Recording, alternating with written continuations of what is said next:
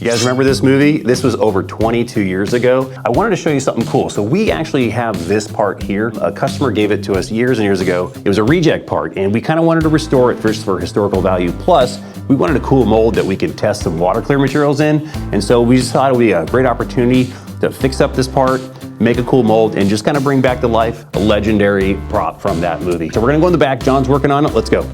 So we're out in the shop with John, and John's setting up this mold. He actually already poured the first half. We've got some shots of the original part and then some of the prep work for that.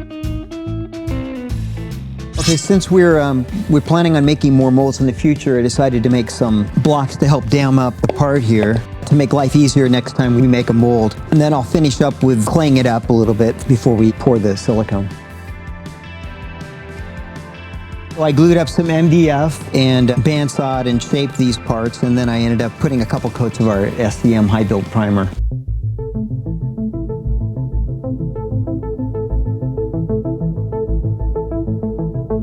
Because this part has undercut areas at the ears, bosses, chin, and forehead, I've decided to make a removable plug to make it easier to remove the cast parts. Because we have a lot of surface area, I decided to make sure that it had a nice draft angle, and also that I decided to put a through hole so it would be easy to remove it from the mold. I've decided to use the frame to help support the thin sidewalls, which will make it easier to demold the undercut area like the ears. John's doing some really neat things with this mold and mold setup to just make his life easier. This is not exactly a straightforward part. It looks like a simple part, but there's some little nuances of it which get kind of tricky. And a couple of the things that I kind of wanted to talk about, how you're going to apply the mold release for the second half of the mold. You've got kind of things masked up here a little bit. Do you want to explain kind of like why we want to mask this off Sure. as opposed to just getting in there and just spraying everything like you normally would? So on the first half, I have a high gloss finish on the outside of the skull, or the mask. So what I decided to do there is use no release. I want to keep that high gloss look, and the mold will pick up on that. So in the interior, I painted our primer, SEM high build primer, and I want that texture very subtle, but I want that texture to be there. So I do not want to get release on the inside. Okay. So I've masked off this area just so that just the silicone is exposed. So I see obviously a lot of people when they do two-part molds, they just go crazy with the mold release because they don't want things to stick. So your purpose is you've got a texture on there that you want.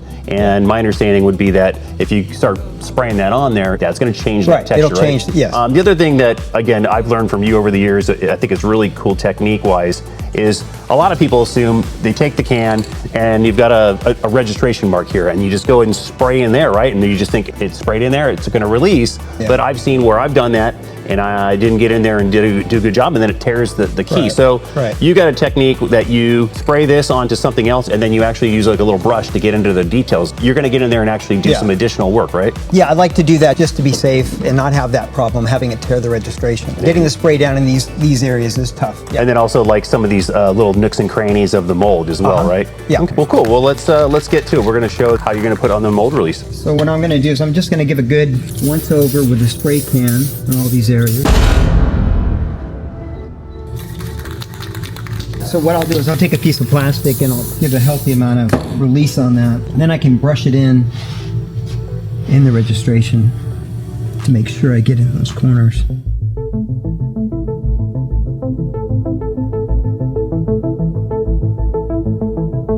All right, so you've got some mold release applied and everything. Now, I know the next step for you is going to be putting in your fill port, your vents, and things like that. Sure. So I'm guessing that normally you would kind of put all those things on and then apply the release, but that's the advantage of kind of doing this masking setup is now you've got clean surfaces, you can attach the little vents and things, and we'll show that in a minute. Yeah, that'll help. Okay, all right, well, I'm going to get out of his way. He's going to do some more work and then get ready to pour the second half. Okay, now that I have it unmasked, I think I'm going to go ahead and touch up some areas along the edge to make sure we have good coverage.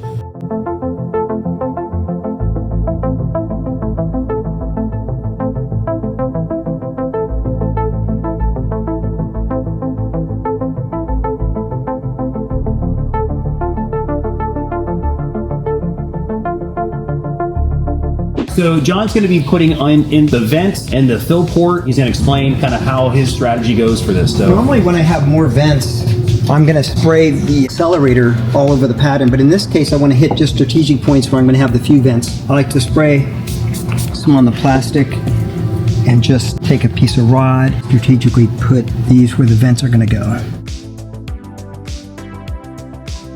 And this will help me so I don't have to hold the vents there forever before it cures. Just a quick way of doing it. So now I'm going to use our Instacure, little dab of Instacure there. And I'm going to take my vents, just dab them and hold them in place here.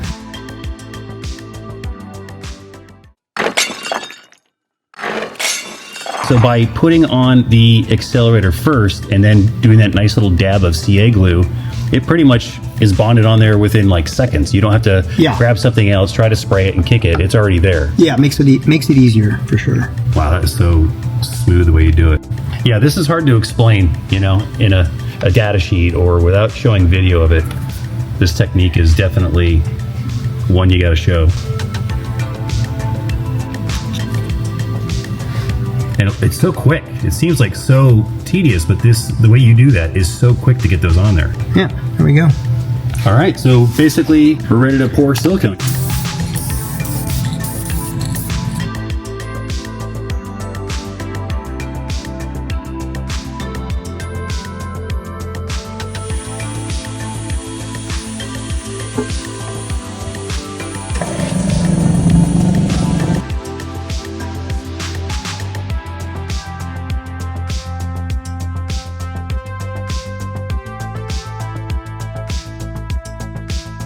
One day later. All right, so I'm going to squirt some alcohol on the hot glue.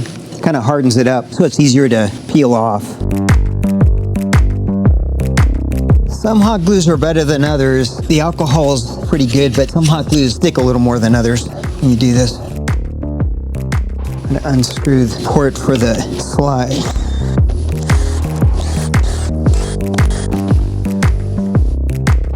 And now I'm going to remove the vents and the sprue.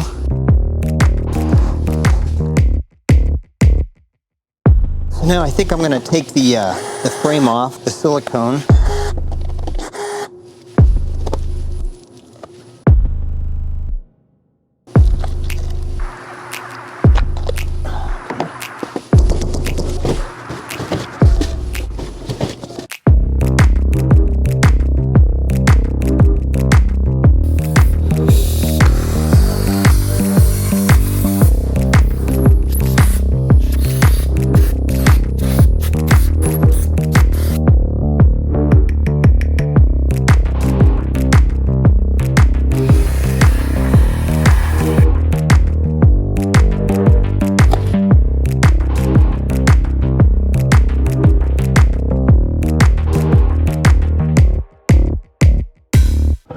Look at this, that air helped.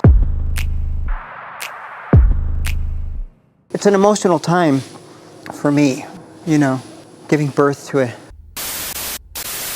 We typically clean our molds with Liquid Dawn, mild dishwashing detergent, warm water, and this is good for getting the release off, and also we're trying to get rid of any clay that we use for damming to get it off the mold as well. So this side we have a high gloss finish, and so we do not want to scrub.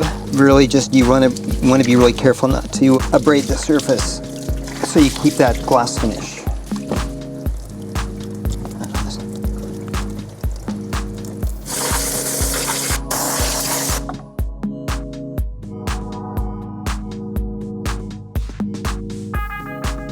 All right, John, so we've got the mold without very limited drama. It came apart nicely. Yeah. And pattern looks good, so we can even reuse that in the future if we needed to. Sure. So I guess at this point, what's next? Probably release the mold, this half, not this half. We want to keep this nice gloss finish. We'll set it up, tape it up, and get it ready to pour.